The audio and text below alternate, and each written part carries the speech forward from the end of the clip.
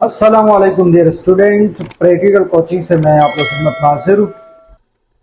इससे पहले लेक्चर यानी लेक्चर नंबर 5 में हमने लॉ ऑफ मास एक्शन के बारे में डिस्कस किया था। आज का जो लेक्चर है लेक्चर नंबर 6। लेक्चर नंबर 6 में हमने किस चीज को डिस्कस करना है, वो है आपके पास equilibrium constant and its units. सबसे पहले आपके पास इक्विलिब्रियम कांस्टेंट का डेफिनेशन क्या है, स्टार्ट करते हैं। Equilibrium constant is the ratio of the product of concentration of products raised to the power of coefficient। ये ऑफ नहीं है, ठीक है बेटा। To the product of concentration of reactant raised to the power of coefficient as expressed in a balanced chemical equation is known as equilibrium constant। यह आपके पास equilibrium constant का डेफिनेशन है। लेकिन अब आपको 100 में से 20% भी आपको समझ में नहीं आया होगा। अब मैं आपको एक एग्जांपल के थ्रू समझाने की कोशिश करूंगा कि ये पूरा जो डेफिनेशन है वहां से आप याद कर सकते हो और आपके लिए इजी भी होगा, लेकिन अगर आपको समझ में आ गया। फॉर एग्जांपल इसका मतलब क्या होता है, यह आपके पास एक एग्जांपल है। H2 यानी हाइड्रोजन और आयोडीन कंबाइन किया, कंबाइन के नतीजे में प्रोडक्ट में क्या बना, हाइड्रोजन आयोडाइड।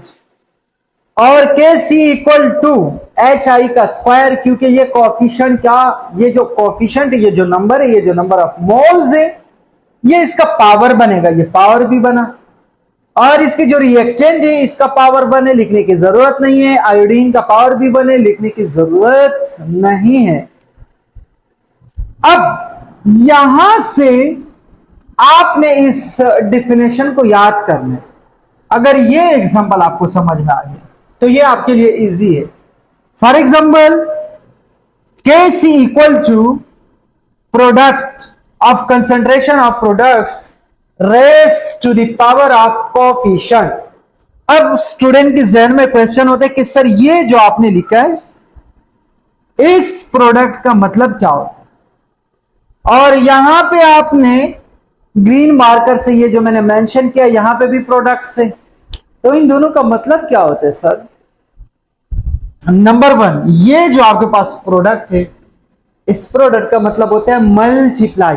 फॉर एग्जांपल आपके पास से यहां पे दो नंबर है, 3 प्लस 3 मल्टीप्लाई, प्लस नहीं बल्कि मल्टीप्लाई 2। अब ये इनके दरमियान ये जो मल्टीप्लाई है, इस मल्टीप्लाई का जो सिंबल है केमिस्ट्री में हम इसको मेंशन करते हैं प्रोडक्ट से। मैथ की बुक में, कुछ मैथमेटिक्स की बुक में भी लिखा हुआ होता है। क्या आपने यहां पे क्या करना है, find the product of the following. यहां पे आपने इस चीज का प्रोडक्ट मालूम करना है। प्रोडक्ट का मतलब क्या होता है, डिवीजन नहीं होता है, बल्कि एडिशन नहीं होता है, सब्ट्रैक्शन नहीं होता है। मल्टीप्लाई को क्या कहते हैं, प्रोडक्ट कहते हैं। ठीक है, तो इस प्रोडक्ट का जो मतलब है वो क्या है आपके पास, इस प्रोडक्ट का मतलब मल्टीप्लाई। आपके पास जो रिएक्टेंट है उसको आपने आपस में मल्टीप्लाई करना, सॉरी जो प्रोडक्ट है, जो प्रोडक्ट से उसको आपने आपस में प्रोडक्ट करना है। प्रोडक्ट का मतलब मल्टीप्लाई करना। और अगर आप क्वेश्चन करें कि सर इस प्रोडक्ट का मतलब क्या होता है, ये जो आपने प्रोडक्ट्स लिखा इसका मतलब क्या होता है, ठीक है, इसका मैंने आपको बता दिया कि इसका मतलब होता है मल्टीप्लाई। दो रिएक्टेंट है, फॉर एग्जांपल आपके पास A plus B C plus D, for example आपके पास इक्वेशन बना, ठीक है। और इसके साथ फॉर एग्जाम्पल नंबर भी है। फॉर एग्जाम्पल इसके पास 2 है, इसके पास 3 नंबर है, ठीक है, 3 मोल्स है। और यहां पे आपके पास 4 है और यहां पे आपके पास 3 है। फॉर एग्जाम्पल कुछ भी नंबर हो सकते हैं, कोई भी नंबर यहां पे आ सकता है, कोई भी डिजिट आ सकते हैं। अब इसके लिए अगर मैंने कैसी का इक्वेशन बनाना है तो कैसे बनाना है, फॉर एग्जाम्पल यहां पे मैं इसका जो कैसी का इक्वेशन है वो यहां पे मैं मेंशन कर देता हूं। फॉर एग्जांपल सबसे पहले आपने प्रोडक्ट ऊपर लिखना है सी, ये कैसी का इक्वेशन में फाइंड कर रहा हूं। सी का जो पावर है वो क्या है, 4 है बिल्कुल। और डी का जो पावर है वो क्या है आपके पास? सर डी का जो पावर है वो 3 है। डिवाइड में आपके पास ए है और ए का पावर क्या है? इस तरीके से बी है। बी का पावर क्या है? ए का पावर आपके पास 2 है, बी का पावर आपके पास 3 है। ये आपके पास केसी का इक्वेशन बना। ये आपके पास क्या बना? केसी का इक्वेशन। ठीक है। अब इसका मतलब प्रोडक्ट्स का मतलब इनके दरमियान, सी और डी के दरमियान कुछ भी नहीं। इसका मतलब है मल्टीप्लाई। ये मल्टीप्लाई भी आ गया। और ये जो आपके पास है सी और डी, ये क्या है आपके पास? ये प्रोडक्ट होता है, प्रोडक्ट्स। ये क्या होता है आपके पास? प्रोडक्ट्स। और ये क्या होता है? रिएक्टेंट। ये क्या होता है? रिएक्टेंट। तो प्रोडक्ट्स के दरमियान आपस में प्रोडक्ट होते हैं। प्रोडक्ट का मतलब मल्टीप्लाई, प्रोडक्ट्स का मतलब रिएक्टेंट को कंबाइन करने के नतीजे में जो चीज आप गेट कर सकते हो, जो चीज आप हासिल कर सकते हो, उसको क्या कहते हैं? उसको आप क्या कह सकते हो? उसको आप प्रोडक्ट्स कह सकते हो। उम्मीद है प्रोडक्ट और प्रोडक्ट्स का जो वर्ड्स ये समझ में आया होगा। यहां पे मैंने आपको समझाया कि ये प्रोडक्ट है और ये सी और डी प्रोडक्ट्स है। ठीक है। इनके दरमियान कुछ भी नहीं है, प्लस माइनस और सब्ट्रैक्शन कुछ भी नहीं है, और यहां पर डिवीजन कुछ भी नहीं है। तो इनके दरमियान क्या होगा? मल्टीप्लाई होगा। तो मल्टीप्लाई की वजह से यहां पे प्रोडक्ट लगा दी। इसके बाद raise to the power of coefficient. ये जो आपके पास इनका जो पावर, फॉर एग्जांपल इनका जो नंबर ऑफ मोल्स है, ये पावर लिखना है आपने। इस रिएक्टेंट का या प्रोडक्ट का क्या करना है? Raise to the power of the coefficient. इस कोएफिशिएंट का आपने पावर लिखना है। फॉर एग्जांपल ये जो कोएफिशिएंट आ गया 3, 4, 5, ये जो आपके पास आ गया, इसका आपने पावर क्या लेना है? इसके साथ ये जो नंबर है, यानी डी आपके पास, अरे ये प्रोडक्ट है, इस प्रोडक्ट का पावर क्या है आपके पास? 3, और सी का पावर 4, और ए का पावर 2, बी का पावर 3। फॉर एग्जांपल वो इक्वेशन के ऊपर डिपेंड करते हैं कि इक्वेशन में यहाँ पे कितने मोल गिवन हैं। ठीक है। तो ये आपके पास क्या हुआ? फॉर एग्जांपल यहां पे ये इसका पावर बना, यानी raise to the power of coefficient. उसके बाद नीचे मैंने क्या लिखा? Product of concentration of reactant.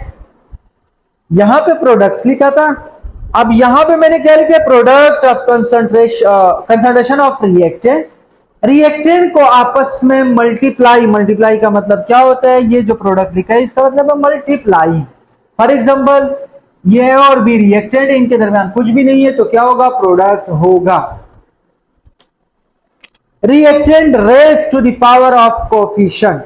अब इसका जो कोएफिशिएंट, फॉर एग्जांपल यहां पे आपके पास जो कोएफिशिएंट है ए और बी, सी और डी, इसका पावर क्या बनेगा? इसका जो पावर है उनके साथ जो नंबर है, कौन सा नंबर है? वो नंबर वेरिएबल भी हो। फॉर एग्जांपल उनको आप वेरिएबल कह सकते हो, क्योंकि वो जो नंबर है वो इक्वेशन के ऊपर डिपेंड करते हैं कि 3 है, 4 है, 5 है, 6 है, 7 है, जो भी है। बैलेंस इक्वेशन को बैलेंस करने के लिए वहां पे हम एक डिजिट लगाते हैं, नंबर लगाते हैं। ठीक है। उस नंबर को आपने क्या करना है? पावर, उसका पावर लिखना है। इस तरीके से यहाँ पे ए का पावर 2, बी का पावर 3, सी का पावर 4, डी का पावर 3। फॉर एग्जांपल यहां पे रिएक्टेंट में कोएफिशिएंट के साथ जो नंबर है वो उसको आपने पावर में लेकर जाना है, और यहां पे आपके पास प्रोडक्ट में जो नंबर है उनको भी आपने पावर में लेकर जाना, पावर की सूरत में लिखना है। अच्छा, आप यहां पे डिफिनेशन फॉर एग्जांपल यहां से आप कॉपी कर सकते हो, आपके लिए डिफिनेशन अभी इजी है। यानी equilibrium constant is the ratio between, भी लिख सकते हो, इज द रेशियो बिटवीन किसके दरमियान है? Product of concentration of products raise power to the क्या है यहां पे? Raise power to the coefficient, raise power of coefficient या टू कोएफिशिएंट। उसके बाद क्या? And product of concentration of reactant raise to the power of coefficient express in a balanced chemical equation is known as equilibrium constant. For example यहां से आप copy कर सकते हैं, यहां से डिफिनेशन जो है वो आपके लिए इजी होगा। यही बिल्कुल वहां पे मैंने लिखा है, equilibrium constant is the ratio of the product of concentration of products raised to the power of coefficient to the product of concentration of reactant raised to the power of coefficient has expressed in a chemical, yani in a balanced chemical equation is known as equilibrium constant। ये है आपके पास equilibrium constant का definition। इसके अलावा student के जहन में यह भी क्वेश्चन होता है कि ये यूनिट जो है वो हमने कैसे निकालना है, केसी का यूनिट्स क्या होते हैं। Number 1, KC has no units. KC का यूनिट्स, फॉर एग्जांपल ये केस नंबर 1 है। केस नंबर 1 ये है कि केसी का कोई यूनिट्स यहां पे नहीं है। अब आपकी जहन में यह भी क्वेश्चन आएगा कि कब नहीं होगा और कब होगा। When number of mole of reactant is equal to the number of mole of product because Kc has no units। जब रिएक्टेंट का नंबर ऑफ मोल बराबर हो जाए number of mole of product के, तो यहां पे Kc का कोई यूनिट्स नहीं होगा। फॉर एग्जांपल अगर आप क्वेश्चन करें कि सर इसका कोई एग्जांपल बता दे, H2I2 फॉर एग्जांपल ये रिवर्सिबल रिएक्शन है, 2HI बना यानी हाइड्रोजन आयोडाइड बना। अब ये आपके पास यहां पे for example Kc equal to product upon reactant. इसके बाद आपके पास क्या है कि मोल पर डीएम क्यूब किस चीज का यूनिट होता है, कंसंट्रेशन ऑफ रिएक्टेंट या प्रोडक्ट। तो कंसंट्रेशन ऑफ रिएक्टेंट का यूनिट क्या है, मोल पर डीएम क्यूब, और यहां पे स्क्वायर था तो वहां पे भी स्क्वायर लगा। उसके बाद मोल पर डीएम क्यूब ये किसका है, ये हाइड्रोजन का है। मोल पर डीएम क्यूब ये किसका है, ये भी हाइड्रोजन का है। मोल पर डीएम क्यूब हाइड्रोजन, मोल पर डीएम क्यूब आयोडीन, सॉरी ये हाइड्रोजन ही, ये आयोडीन है, ये हाइड्रोजन है, ठीक है। उसके बाद ये मोल स्क्वायर बना क्योंकि ऊपर स्क्वायर है, और यहाँ पे डीएम क्यूब क्या बना 3 to the 6, लेकिन माइनस में, क्योंकि यहाँ पे मैंने इनवर्स में इसलिए लिखा है, वो डिवाइड का जो साइन था उसको हटा दिया, ठीक है। उसके बाद ये मोल मोल के साथ मल्टीप्लाई हुआ, मोल स्क्वायर आ गया, और डीएम क्यूब जब आपस में मल्टीप्लाई हुआ तो पावर ऐड होने से यहाँ पे पावर क्या आएगा 6। तो यहां पे क्या हुआ, मोल से मोल कैंसल, डीएम क्यूब से डीएम क्यूब कैंसल, और केसी का कोई यूनिट्स यहां पे नहीं है।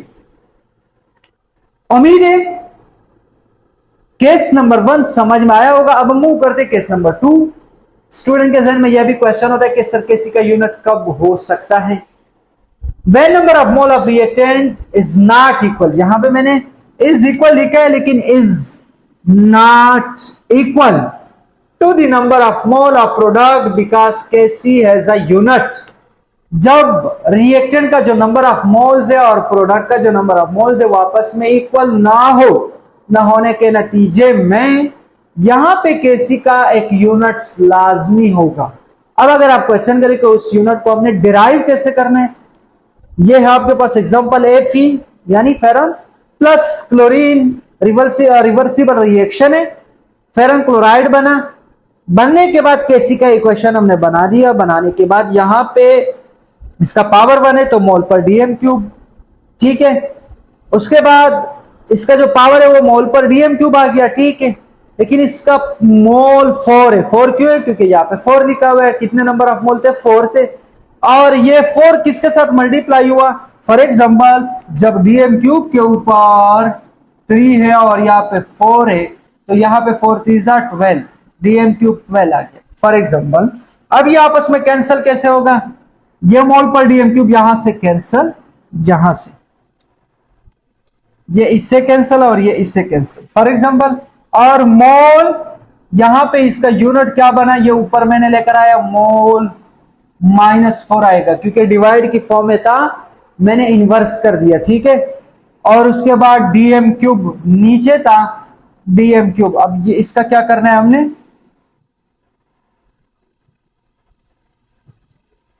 डीएम यहां पे आपके पास क्या है डीएम 12 और इसका साइन किस चीज में होगा, प्लस की। इसका जो साइन है वो प्लस में ही होगा, माइनस में नहीं होगा। किसका 12, क्योंकि ये 12 ऊपर मल्टीप्लाई में आया और ये जब मैंने ऊपर लेकर आया ये माइनस प्लस में था, ऊपर माइनस में।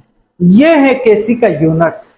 यानी आप केसी का यूनिट्स कैसे डिराइव कर सकते हो, अगर आपके पास एक इक्वेशन गिवन है रिवर्सिबल रिएक्शन का। मैंने आपको क्या बताया कि केसी का यूनिट कब हो सकता है, कब नहीं हो सकता है। जब number of mole of reactant equal to number of mole of product होगा तो KC has no units, KC का वहां पे कोई यूनिट्स नहीं होगा। लेकिन अगर number of mole of reactant not equal to number of mole of product तो वहां पे केसी का कोई ना कोई यूनिट्स लाजमी होगा। उम्मीद है आज का लेक्चर समझ में आया होगा। लेक्चर समझ आने की सूरत में आपने हमारे YouTube चैनल को सब्सक्राइब करना है और साथ ही बेल आइकन के ऊपर क्लिक करना है। Thank you so much.